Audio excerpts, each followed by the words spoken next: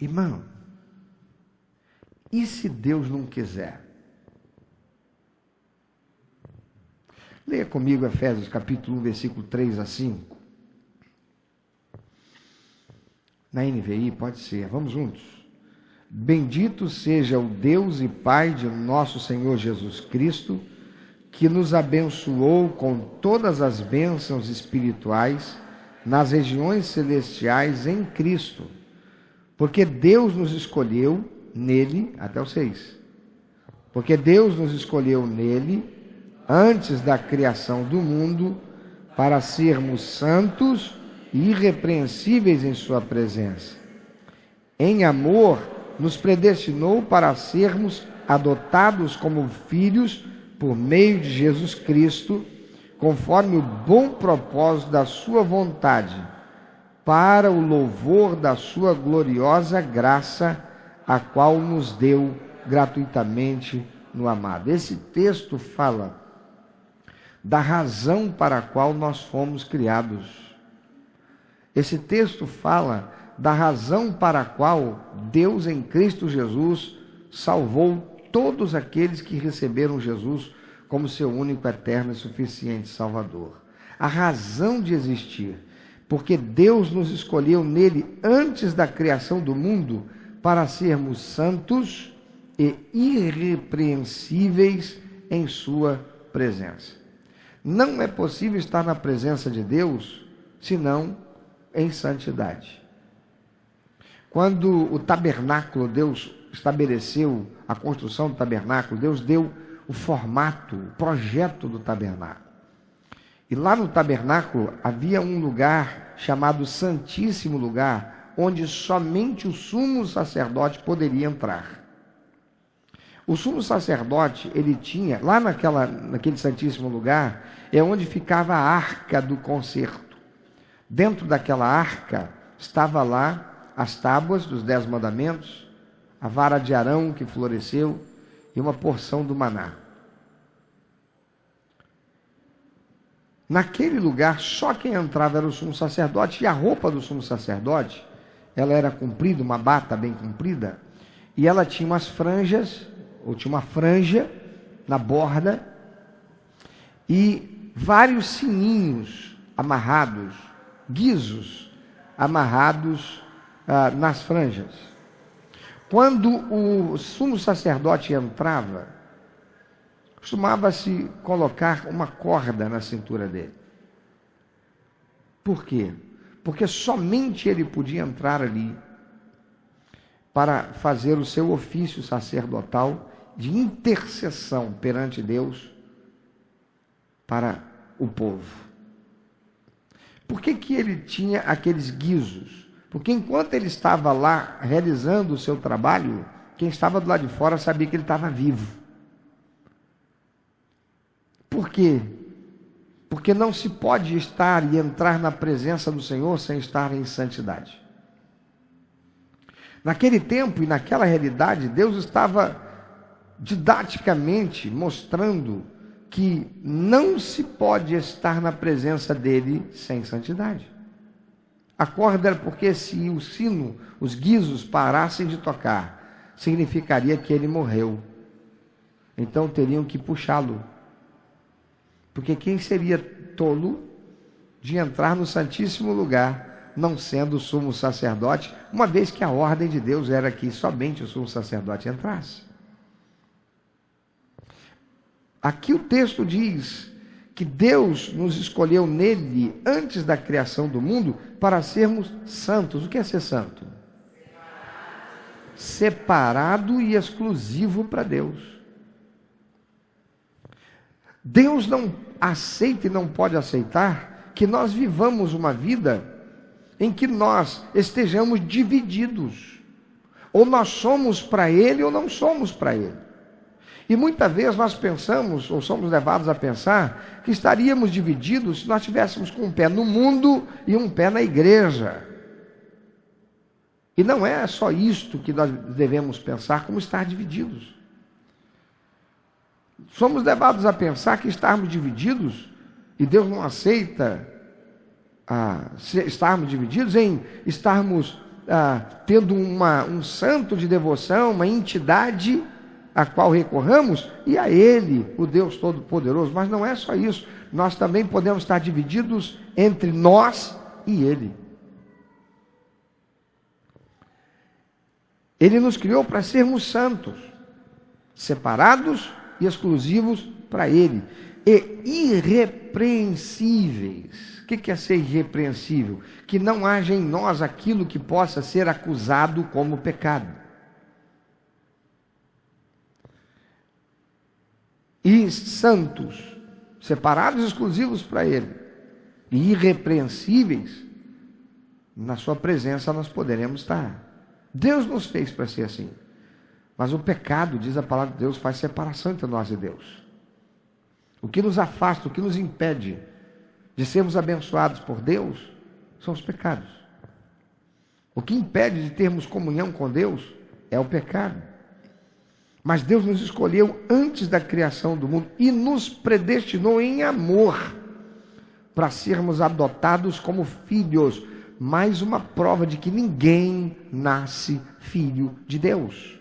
A palavra de Deus está sendo dita. Em amor nos predestinou para sermos adotados como filhos por meio de Jesus Cristo, conforme o bom propósito da sua vontade, para o louvor da sua gloriosa graça, a qual nos deu gratuitamente no amado. Deus nos criou para o louvor da sua glória, para termos então um relacionamento com Ele que dê prazer ao coração dele. Nós existimos para realizar os sonhos de Deus. Nós existimos para realizar a vontade de Deus. Nós existimos para alegrar o coração de Deus. Mas não é assim que as coisas estão sendo pregadas. Não é esta a mensagem que está sendo pregada em muitos lugares. Não é esta a mensagem que mais as pessoas estão querendo encontrar. Não. São as mensagens pregadas da conquista da bênção pelo determinismo do crente, que leva os crentes a dizerem: eu determino que seja assim, eu determino em nome de Jesus que seja aquilo, eu ainda uso, eu não, né? Muitos crentes estão aí usando o nome de Jesus para determinar o que querem, como se o nome de Jesus fosse a chave para abrir a porta que eu quiser, a partir do momento que eu determino. Isso tem sido pregado há tanto tempo. São crentes também que vivem de fazer sacrifícios para levarem Deus a ser obrigado a abençoá-los. Não, você traz a oferta porque Deus, de sacrifício, porque Deus é obrigado. Depois você pode colocar o Deus no cantinho e dizer para ele: o Senhor tem que me abençoar porque eu fiz. Crentes estão indo à igreja para pedir, buscando a Deus para isso. Diga aí para você mesmo, não se manifeste, basta você pensar para você mesmo.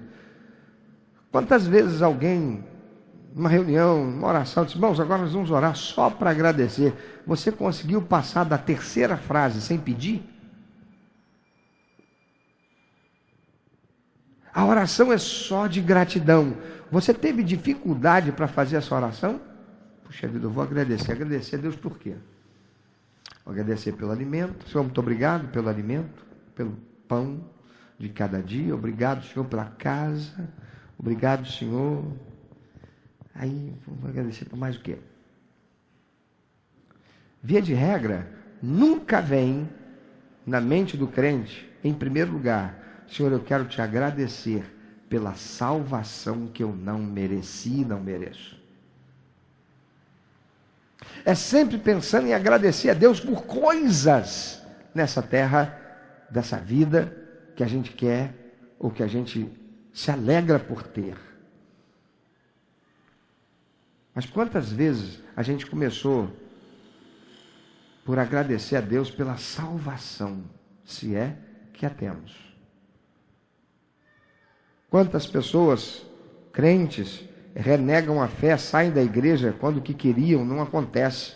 eu pedi a Deus, eu fiz isso, eu fiz aquilo, eu fazia aquilo para Deus, eu fazia aquilo na igreja, aquilo no outro, eu pedi tanto a Deus e Deus não me deu. E alguns passam até mesmo a descrer da existência de Deus. Outros ficam revoltados com Deus, porque aquilo que queriam, Deus não fez. Eu fui para o mundo por causa disso. Eu vivi uma situação que queria tanto aquilo não aconteceu. Aconteceu exatamente o oposto, foi trágico para mim. Eu perdi dessa jeito. Meu Deus, quer saber?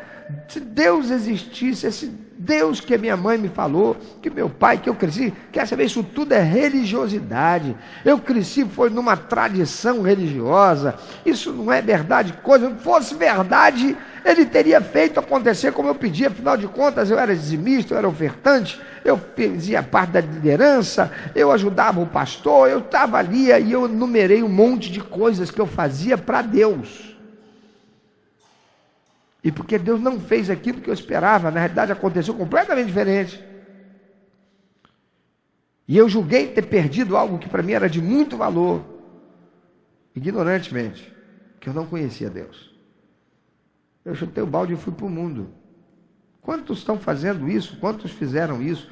Quantos estão desigrejados por causa disso?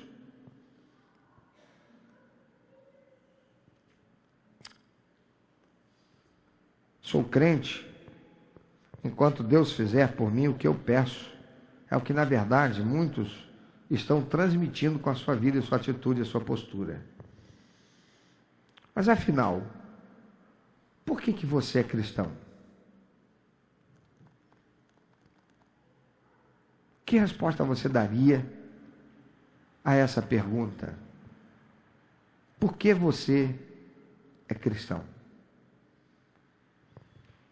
Aliás, há uma diferença, ou há muita diferença, entre ser crente e ser cristão do ponto de vista dessa realidade que eu estou abordando. A Bíblia diz, lá em Tiago, capítulo 2, versículo 19, que até o diabo é crente. Eu não gosto quando me chamam de crente. O Cláudio é crente, eu não gosto. Por que eu não gosto? Porque crente até o diabo é. Eu não quero ser crente, eu não quero ser confundido como uma secla de Satanás. O diabo é crente, a Bíblia diz, Tiago 2,19. Até ele é crente. Mas ser cristão é ser aquele que entrou pela porta estreita, passou a ser seguidor do caminho apertado. Ser cristão é aquele que recebeu Jesus como único, eterno, suficiente Salvador, entrou pela porta estreita e passou a caminhar pelo caminho apertado. Ser cristão é saber de onde veio. Você sabe de onde você veio? Ser cristão é saber que veio da condenação eterna, estava perdido eternamente, condenado a viver no inferno, com o diabo, Satanás e os seus demônios, por toda a eternidade, separado de Deus, sem possibilidade de voltar atrás.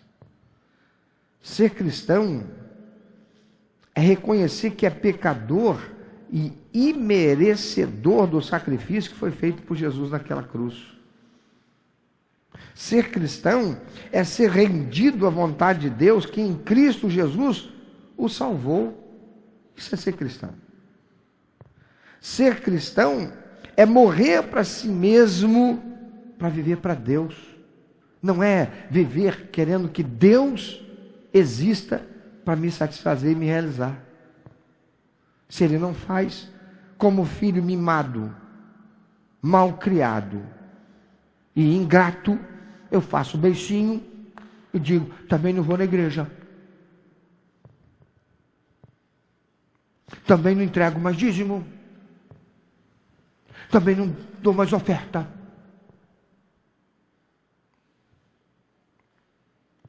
Ser cristão é morrer para si mesmo para viver para Deus. Ser cristão é acordar de manhã no domingo e ter alegria do salmista. Alegrei-me quando me disseram, vamos à casa do Senhor. Que coisa boa! Eu vejo tanta gente, ao longo da vida eu vi tanta gente que de manhã para ir à igreja, que sacrifício. Mas se disser churrasco na casa de fulano, 8 horas da manhã, tem que estar lá já chegando, 7h30 tem gente chegando à porta. Não é não? Futebol, 6 da matina lá no campinho, 5h30 o cara já está lá. Ele quer ser o primeiro, ele quer jogar logo na primeira partida. Porque se for muita gente, vai sobrar alguém para a segunda. Não, tem que estar na primeira. E aí o cidadão diz que recebeu Jesus como único, eterno, suficiente Salvador, foi tornado cristão. Mas na verdade está vivendo como crente. Sabe que Deus existe. E a realidade é de Deus me satisfazer, não de eu satisfazer a Deus. Por isso, peca. Por isso, faz as coisas que são erradas, pecaminosas, como se Deus não existisse. Diz, não, eu creio em Deus. Não, eu sei que Deus é onisciente. Mentira! Está mentindo contra si mesmo, para si mesmo. Por quê? Porque quando ninguém está vendo, está lá fazendo aquilo que é pecado aos olhos de todo mundo espiritual. Os demônios estão ali zombando e dizendo, olha o crente, disse que é crente, que recebeu Jesus, olha lá, e zombando. Está zombando de quem? Do crente ou de Jesus? E a palavra do Senhor diz, eu sou o Senhor, eu não me deixo ser zombado. Não há pecado que ficará escondido debaixo do sol, diz o Senhor. E para todo pecado o salário é a morte. Quer dizer o quê? Sofrimento, separação, sofrimento. Amado, ser cristão é morrer para si mesmo, para viver para Deus. Ser cristão é ter como alvo satisfazer a vontade de Deus e não esperar que Deus satisfaça a nossa vontade. Jesus orou, venha a nós o teu reino, seja feita a tua vontade. Ele chega no Monte das Oliveiras, ele está ali naquele momento dramático da sua vida, angustiado. Ele mesmo confessa para Pedro, Tiago, João, fiquem aqui e orem comigo, intercedendo por mim, porque minha alma está angustiada até a morte. Jesus está sofrendo uma opressão psíquica e emocional e espiritual extrema. E ele vai lá para pedir ao Pai o quê? O mesmo que eu e você. Pai, que é bugado, deixa eu passar por isso não, Pai.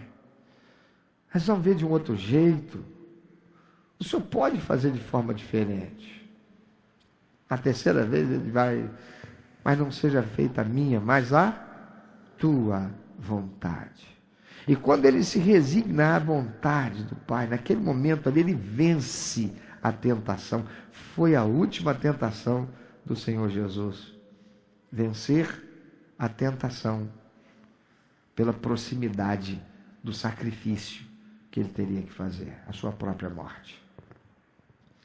Ser cristão é ter como alvo satisfazer a vontade de Deus e não que Deus satisfaça a nossa vontade. Ser cristão é aceitar a resposta do Senhor como boa, perfeita e agradável, quando Ele disser não. Mas olha que interessante, a gente fica chateado quando o filho da gente não aceita o não que a gente dá. Mas e quando Deus dá um não para a gente? Quando aquela porta que você queria que fosse aberta, Deus diz não. Quando aquela pessoa por quem você se permitiu enamorar, Deus disse, não, não é esse não. É essa aí não. Quando a inclinação para alguma coisa, a gente pega, sobe monte, faz jejum, e Deus diz, não.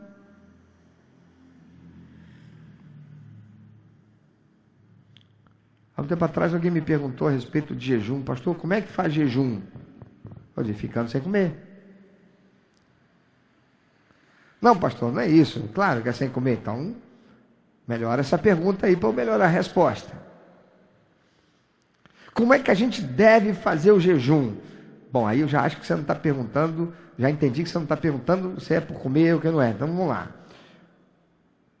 Você só deve jejuar quando você quiser dar uma resposta ou praticar uma ação que faça todo o mundo espiritual saber que você é fiel a Deus, resignado à vontade de Deus, submisso à vontade de Deus, rendido ao senhorio de Cristo, e não importa o que aconteça, você vai permanecer e vai perseverar, ainda que apresentando para Ele: Senhor, eu gostaria disso daqui, mas seja feita a tua vontade. Aí você jejua. Porque tem gente que jejuar, ele entende como sendo provocar Deus para Deus fazer aquilo que Ele quer. Então eu vou jejuar para que Deus abra a porta de um emprego. Eu vou jejuar para que Deus abençoe e de alguma forma venha uma provisão financeira na minha vida. Eu vou jejuar. Isto é equívoco, para falar o mínimo. Porque tem pessoas ensinando isso aí. E é errado. Eu só vou jejuar para mortificar a minha carne. O jejum é uma disciplina para meu espírito, para minha alma, para meu corpo. Quando eu abdico de algo que me dá prazer carnal, como por exemplo comer, porque alimento é carnal, não é, irmão? Quando eu abdico de algo para um prazer carnal ou uma necessidade carnal, para com isso eu estar abrindo mão das coisas que me conectam com essa vida terrena, para eu me conectar com o meu Pai que está nos céus, e dizer para que o mundo espiritual inteiro veja por essa atitude minha, que eu amo a Deus, que eu confio em Deus, que eu me submeto a Ele, que eu honro a Ele. Aí sabe o que acontece? A palavra de Deus lá em 1 Samuel 2,30 vai se cumprir na minha vida, e a promessa do Senhor que está lá, qual é? Ao que me honra, honrarei. Porém ele diz ainda: mas aos que me desprezarem não vão ter merecimento algum. E enquanto a gente vive nessa terra, ter alguma coisa que vem de Deus, tem que merecer. Tirando a salvação, que o mérito é de Jesus, tudo mais a gente tem que merecer. Mas a gente não merece subir no monte, fazendo jejum, participando de ciclo de oração, jornada de oração, para pedir, esperando que Ele, vendo que eu estou me sacrificando, então Ele vai, essa pregação de que pelo sacrifício teu é que Deus vai te atender, isso é heresia. E essa pregação está na televisão para quem quiser, está no rádio para quem quiser, está na internet para quem quiser, mas ela é heresia. Não é isso que a Bíblia ensina. A palavra de Deus diz que nós fomos criados por Deus e Ele nos predestinou em Cristo Jesus para sermos filhos por adoção. A gente só é filho de Deus por adoção em Jesus, quando nós recebemos Jesus como único, eterno, suficiente Salvador. E somente somos abençoados nesta vida quando Jesus é Senhor da nossa vida. E Jesus, que é Deus, ser Senhor da nossa vida significa: eu vivo para Ele, eu honro a Ele, eu dou prazer ao coração dEle, e a alegria do Senhor é nossa. É uma consequência natural. As bênçãos do Senhor virão, não porque eu me esforço, porque eu faço sacrifício, elas virão naturalmente. Porque qual é o pai, diz o Senhor Jesus, qual é o pai que o filho lhe pedindo por pão, o pai dá para ele uma pedra?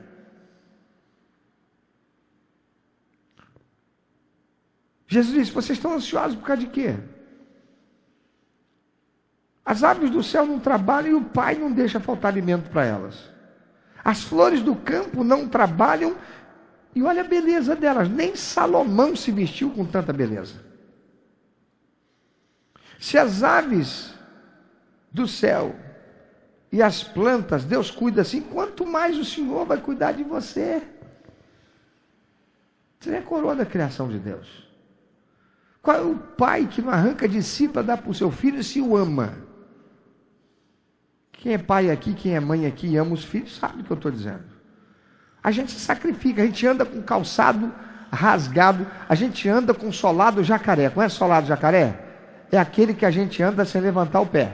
A gente anda assim. Porque se fizer assim, né? Aliás, é o solado pateta. Se fizer assim, mostra o buraco que tem no solado, né?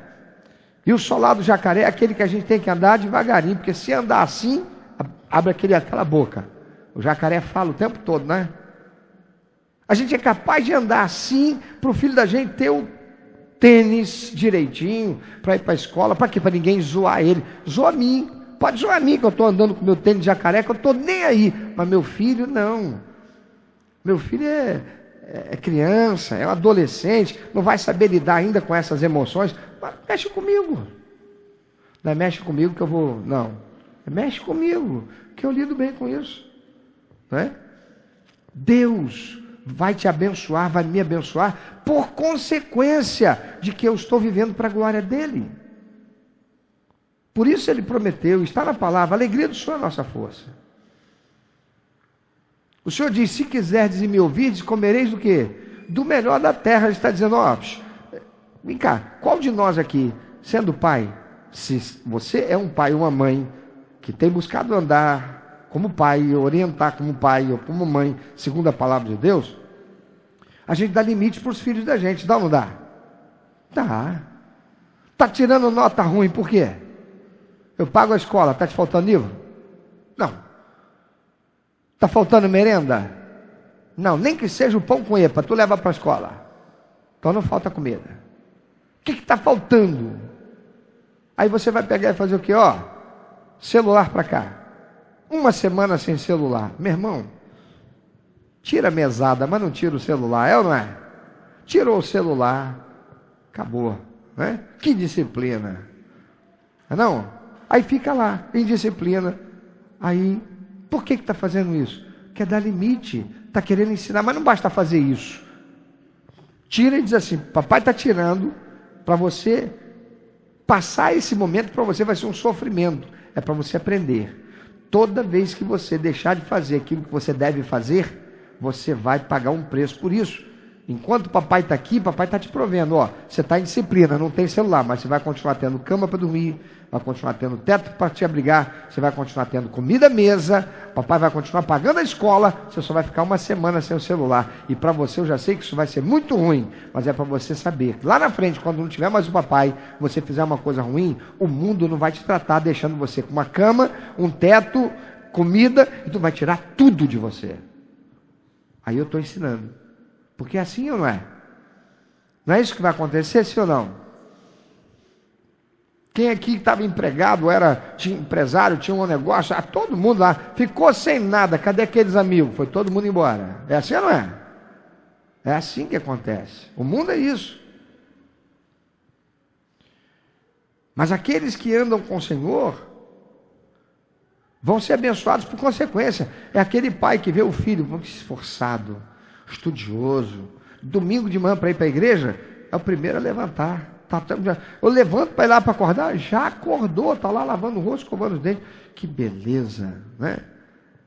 Na hora de ir para a escola, eu vou ter que levar na escola. Quando eu levanto, chego lá, já está escovando os dentes. Não espera aí, ó, vamos embora, o despertador já tocou, ele ficou lá na cama de preguiça. Não, já levantou, que beleza. Volta com como é que chama? O boletim escolar, que eu vou olhar as notas lá. Não tem 10 aqui, tem um 8, mas tá, vai melhorar. 8, beleza. Está andando na rua, sabe que o filho gostaria muito de ter aquele skate, passa na loja, está vendo o skate, o que ele lembra? Meu filho. Aí o coração dele se enche. Aí ele pensa, puxa, mas eu estava precisando comprar um sapato meu, que meu sapato está quase virando boca de jacaré.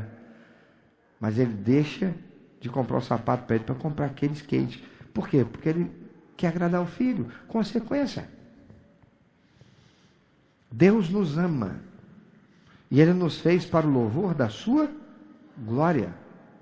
Se verdadeiramente somos cristãos, então nós temos que saber responder com amor, com submissão, com obediência, crendo que a vontade dele é boa, perfeita e agradável. Aquilo que para mim parece ser o melhor, na verdade pode ser uma armadilha para mim que eu não sei, um tropeço para a minha vida que eu não estou enxergando ali na frente, ele sabe. O que eu preciso fazer é crer, confiar e esperar nele. Eu gostaria que você pensasse sobre isso. Porque, meu irmão, minha irmã, a vida aqui na terra é muito difícil. Sem Jesus é problemática. Com Jesus nós sofremos perseguição que não sofreríamos se nós estivéssemos no mundo. A vida de quem está no mundo, aqui nesse mundo, é mais fácil do que a minha e a sua. Mas para quem está no mundo, a vida depois dessa vida será a eternidade sofrendo sem Deus. Enquanto para nós, aqui nesse mundo, o caminho pode ser apertado, espinhoso, mas nós vamos ver eternidade com o Senhor. E se vivermos essa vida, sendo amorosos para com Deus, e sabendo aceitar os nãos de Deus, nós poderemos também experimentar as bênçãos do Senhor. Porque quando Ele nos dá um não, é para nos proteger, é para nos abençoar, é para cuidar de nós.